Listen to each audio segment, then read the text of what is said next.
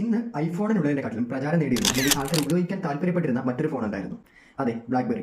2002 blackberry ആദ്യമായിട്ട് ഈ full size കീബോർഡോട് കൂടിയിട്ട് ഒരു ഫോൺ പുറത്തിറക്കുന്നത്. അതിന് മുമ്പ് പല പ്രൊഡക്റ്റുകൾ ഉണ്ടായിരുന്നെങ്കിലും ഫോൺ മേഖലയിലേക്ക് കിടക്കുന്നത് 2002 ആ ഒരു ടൈമിൽ തന്നെ ബിസിനസ്സുകാരും അതുപോലെ തന്നെ ടീനേജേഴ്സും കൂടുതൽ ഉപയോഗിക്കാൻ താല്പര്യപ്പെട്ടിരുന്ന ഒരു ഫോണും ഈ ബ്ലാക്ക്ബെറി തന്നെയായിരുന്നു. എന്നാൽ 2007 കൂടിയിട്ട് ഫുൾ ഡിസ്പ്ലേ ആയിട്ട് ഐഫോൺ അവരുടെ ആദ്യത്തെ ഫോൺ പുറത്തിറക്കുന്നു. തുടർന്ന് 2008 ബ്ലാക്ക്ബെറിയും ഫുൾ ഡിസ്പ്ലേയോട് കൂടിയിട്ട് അല്ലെങ്കിൽ ടച്ച് സ്ക്രീനോട് കൂടിയിട്ട് ഒരു ഫോൺ പുറത്തിറക്കുന്നു. എന്നാൽ ഇതിന് ഐഫോണിൽ ലഭിച്ചിത്ര സ്വീകാര്യത ലഭിക്കാണ്ട് പോകുന്നു. ഇതിനുശേഷം ബ്ലാക്ക്ബെറി അവരുടെ പല മോഡലുകളിലും ഈ ക്വർട്ടി കീബോർഡ് ഉൾപ്പെടുത്തിയിട്ടാണ് മോഡലുകൾ പുറത്തിറക്കിയിട്ടുണ്ടായിരുന്നത്. എന്നാൽ ഇതിനൊന്നും ബ്ലാക്ക്ബെറിക്ക് മുമ്പ് ഉണ്ടായിരുന്നത്ര പ്രചാരം ലഭിച്ചിരുന്നില്ല. കാരണം അവർ പുതിയ ഇന്നോവേഷൻസ് സ്വീകരിക്കാൻ തയ്യാറായിരുന്നില്ല എന്ന് തന്നെയാണ്. ഐഫോൺ ഓരോരോ പുതിയ കണ്ടുപിടുത്തങ്ങൾ നടത്തുമ്പോഴും അല്ലെങ്കിൽ പുതിയ മാറ്റങ്ങൾ വരുത്തുമ്പോഴും ബ്ലാക്ക്ബെറി തങ്ങളുടെ ആ ഒരു ക്വർട്ടി കീബോർഡ് എന്ന സങ്കല്പത്തിൽ അല്ലെങ്കിൽ ആ ഒരു ഘടകത്തിൽ തന്നെ ഉറച്ചു നിൽക്കുകയും ഇതാണ് ആളുകൾക്ക് കൂടുതൽ ഇഷ്ടപ്പെടുക എന്നുള്ളൊരു തോന്നലുണ്ട്. അവർ ആ ഒരു കീബോർഡ് വെച്ചുകൊണ്ട് തന്നെ ബ്ലാക്ക്ബെറിയുടെ പല മോഡലുകളും പുറത്തിറക്കുകയും ചെയ്തു. എന്നാൽ കൂടുതൽ ആൾക്കാരും സ്വീകരിച്ച് ടച്ച് സ്ക്രീനോട് കൂടി വരുന്ന ഐഫോണുകളും അതുപോലെ തന്നെ ആൻഡ്രോയിഡ് ഫോണുകളുമായിരുന്നു. ഇത് ബ്ലാക്ക്ബെറിയുടെ